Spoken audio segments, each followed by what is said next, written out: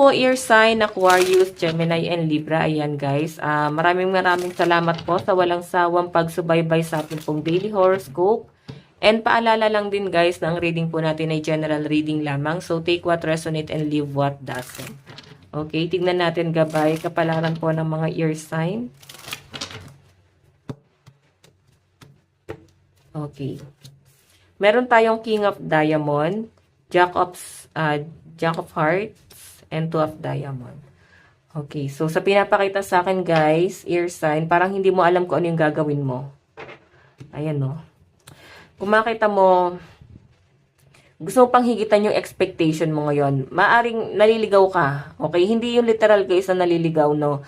Kumbaga parang hindi mo lang talaga alam yung gagawin mo ngayon. Okay, sa pinapakita rin sa akin guys, mukhang meron kang conflict about finances or maaring nagkaroon kayo ng changes pagdating sa sahod. Okay, may nakikita rin ako guys na maaring kamag-anak or kapamilya na maaring nakakarinig ka ng mga negative tungkol sa kanila, no? What I mean, nakakarinig ka ng mga negative tungkol sa'yo. Maaring, ano ba to guys, nasasaktan ka sa mga sinasabi nila guys. Ganun yung pinapakita po sa akin dito. Okay? So, ear sign, maaring nandun ka sa point na parang nag-iisip ka. Okay? Ano yung mga dapat solusyon? Medyo balisa yung energy mo guys sa pinapakita po sa akin dito. Para kang naliligaw talaga, hindi mo talaga alam yung ano yung first step, parang gano'n no. Hindi mo alam yung first step, hindi mo alam kung saang direction ka na. So focus ka no. Maaari kasi guys na nabalisa ka kasi may mga bagay na nawala sa inyo. Tapos meron ka pa guys masasakit na salitang naririnig sa ibang tao. So ear sign, kailangan dito mag-focus ka. Focus ka lang. Maaring pagsubok lang tong nangyayari sa inyo guys. Kung bakit guys, nagkakaroon ng mga distraction like mga hindi magagandang salita na maaring maririnig mo. Okay? So, tignan pa po natin ear sign.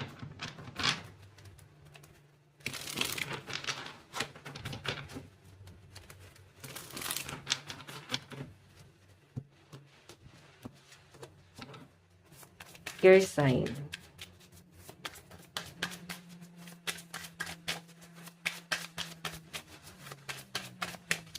So guys, meron tayong 4 of Wands, wedding celebration success. Okay, so nakikita ko rito ear sign, maaring may plano na kayo ng person mo na magpakasal. Ayan no.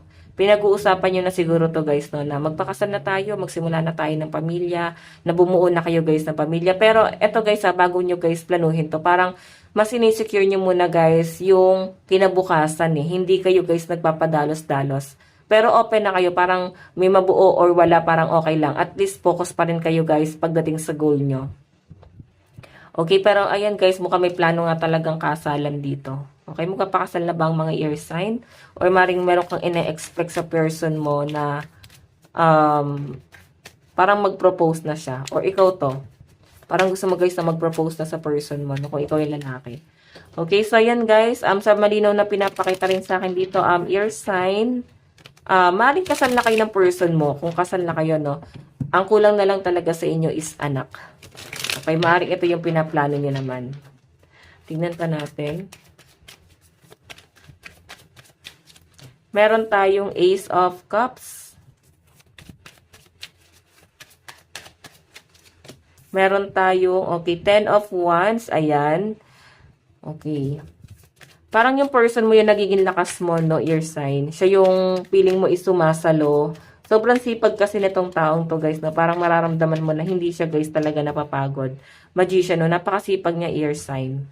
Okay? Magician, masipag to. 3 of Cups, meron ako nakakitang celebration. Yung iba sa inyo, guys, meron ako nakakitang success pagdating sa inyong finances. Pero meron ka daw kailangan ni sacrifice, no. Ayan, no. Bago ka guys mapunta dun sa stability na to, bago ka guys mas stable dito sa bagay na to, or makuha mo tong success, or ma-achieve mo tong bagay na to, parang meron ka daw kailangan i-sacrifice, or maaari naman guys na marami kang pinagdaanan sa buhay bago mo siya guys makukuha, no? Okay, maaring ang dami pa guys conflict na nangyari. Pero I think guys nandito ka na. Okay? May pinapakita rin sa akin guys na hindi ka na masyado nag-worry kung maliit man yung sahod mo. Basta makasurvive lang araw-araw. Parang ganon. Okay na sa inyo eh. At least makasurvive. Yun po yung pinapakita sa akin guys, no? Okay? Nakikita ko naman din guys yung kagustuhan mo na maging stable ka eh. Ang dami guys blessing. May nakita kong swerte paparating sa inyo. Yung Ace of Cups. Okay? Sige, tignan pa natin guys, no? Parang meron din iiwasan yung mga air sign dito. Siguro, iiwasan mo yung mga taong minamanipula ka or parang feeling nyo guys is ginagamit ka. Parang wala na guys ibang bukang bibig kundi pera, daing, problema, nai-stress ka na. Baka guys, ayan na nga, no? Sabi ko sa inyo, baka meron kang maririnig na hindi magandang salita galing sa kamag-anak na maaring magpapadown or magpapastress pa sa inyo guys ngayong araw. Okay? Tignan pa natin guys. Meron tayong 3 of Swords. Meron tayong 2 of Pentacles. Meron tayong 10 of Wands. What else? Okay, meron tayong Ace of Swords.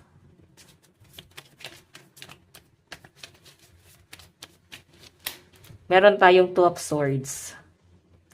Okay, so ayan guys, puro siya swords, no? Maaring ang kadil ng mga ear sign is kapwa nyo guys, ear sign, Aquarius, Gemini, Libra. Meron tayong Aries, Leo, Sagittarius. Ayan, kung ang kadil mo is mga fire sign, eto may nakikita ko guys, nakadikit kasi sa kanila yung pentacles. Maaring ang nagiging problema naman guys, ay pagbabalance pagdating sa pera, okay? So, kung ayaw nyo guys magkaroon ng kahirapan sa pera, medyo dumistansya kayo sa mga fire sign.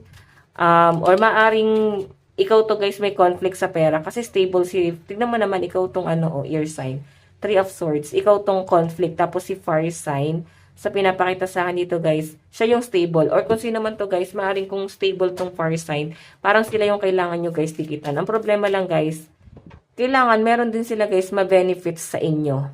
Okay yun, no? Matalino sila guys eh, Ace of Swords oh.